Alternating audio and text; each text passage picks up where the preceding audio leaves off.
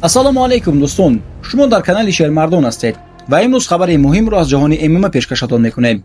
дӯстони мо ба шумо лорикҳое ки аз кӯжа ва замши тоза дар дохистони 3 сол мешаванд пешниҳод мекунанд. пойафзулҳо зебо ва босифат бода кори дастӣ мебошанд.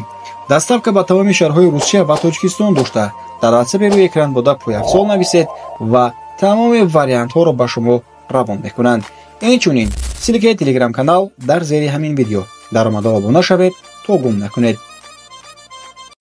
сарвар ҳамидов 16:0 размкори тоҷик қарор буд баҳори соли 2025 дар лигаи машҳури PFL дебют кунад, вале ҷанги ӯ бо рақиби англиси худ Ҷек Ҳедли бекор шуд, чун визаро сари вақт нагирифт. баъдтар ӯ визаро гирифт ва ба Орландо омад. ҳоло сарвар дар рӯйхати размкорони эҳтиётӣ мебошад.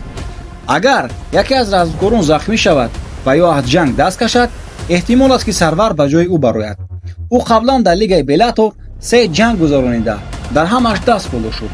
сарвар размкори қавӣ аст ва баромади ӯро дар ин лига интизор хоҳем шуд. варзишгари дигари тоҷик Муҳаммад Наимов аз худ дарак дод. дар инстаграми худ навиштааст: ба зудӣ маро мебинед, ки маънои он ӯ ба наздикӣ боз ба октагон бармегардад. ёдовар мешавем ки 1 феврал ӯ дар UFC Fight Night 250 бо варзишгари турк Кан Офри муҳориба кард ва бо қарори доварон ғалаба кард. дар ин ҷанг Наимов нишон дод ки ӯ на танҳо дар стойка, балки дар партер ҳам қодир аст. ҳоло ӯ боз дар ҳолати беҳтарин қарор дорад ва омода аст ки бо рақибони топ 15 UFC вориди ҷанг шавад. шумо чӣ фикр мекунед? бо кӣ мехоҳед ки Наимов муҳориба кунад? фикрҳои худро ҳатман дар комментарияҳо нависед. хайр дӯстони азиз, то видеои навбатӣ шуд ба пирӯзӣ монед.